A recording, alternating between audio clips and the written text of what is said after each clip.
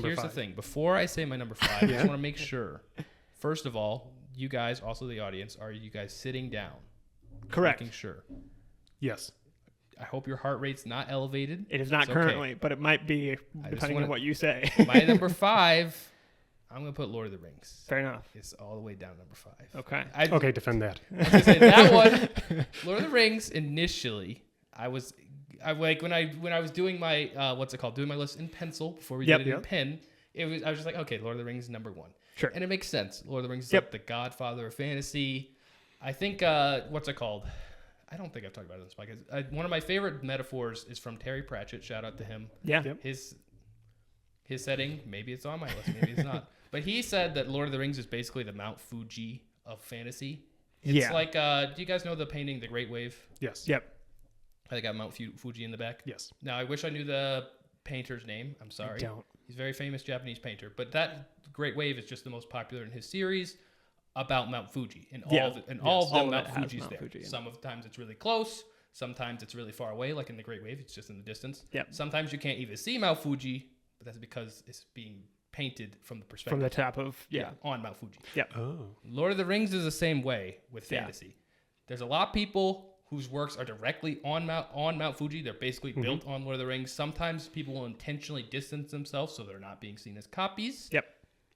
It's a great work, and we get a ton of stuff from Lord of the Rings. Yeah. The fantasy races are like the Yeah. main thing. Like the bog standard fantasy races basically come from Lord of the Rings. Now that's not 100% fair because Lord of the Rings excludes a couple. Like I know there are technically goblins in Lord of the Rings. Yep. But correct me if I'm wrong. I don't think there's actually a distinction between like goblins and orcs. There is. Besides like but is it? Wait, in what sense? Because I thought they were mostly used interchangeably. Like there's size differences, but no, they're an entirely different race of people. I'm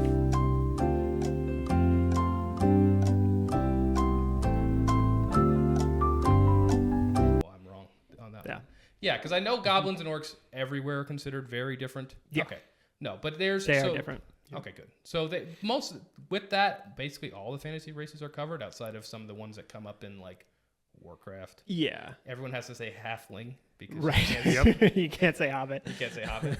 You got problems. But this is all why Lord of the Rings is great and major. So why is it only number 5? Yeah. There's like there's like 3 main reasons why it's only number 5 for me. Sure. Number 1 is because there's a thing higher on my list that I think is just, I think they get conflated a lot, but this one actually does a lot more of what people associate with Lord of the Rings. Okay. But I don't want to spoil that one. Fair enough.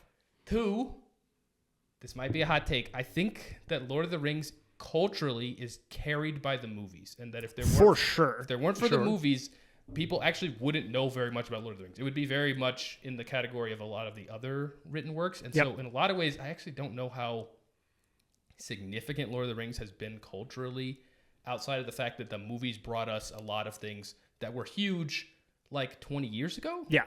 And modern fantasy is... Well, 20 years ago is when the movies came out. Well, what I'm getting at is that modern fantasy has kind of moved on.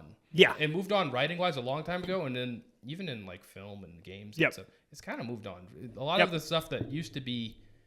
People used to copy Lord of the Rings, but a lot of that has been transferred over to Game of Thrones and beyond. Yeah. So okay. Yeah. So then to that, that's a fair point, but then I would bring the question of, it sort of did define fantasy for a good 30 to 50 years at least after it came out. Mm-hmm. So is your... more than that, but go ahead. Okay, sure.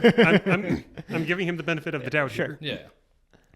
So is the fact that its influence has now decreased over time compared to later works the reason that it's not so high on the list? Is it a matter of recency rather than a matter of overall impact? Because the newer works, as influential as they are, have not had as much time to impact the fantasy genre that Lord of the Rings has been doing for almost a century. I think that's mostly fair. It's just that we wouldn't actually give the benefit of the doubt to other older works in the same way. Ah, okay. Like, fair. Just because saying that the influence has waned over time, it's like, well, that's fair, but we have to look at it in 2024. You know, it's like, sure. I will say, so we haven't covered any of my honorable mentions so far, but some of them are on my honorable mention list because they are too young. Yeah. Where I just go, we haven't had I don't know if what we're seeing right now is this explosion of, wow, this is super influential for 10 years. That's kind of similar for mine. There's nothing on the list that's super young. Yeah. And that's, spoiler alert, Middle Earth is on my list. Well, yeah, I would hope so. I would hope Middle Earth. And it's not my number 5. I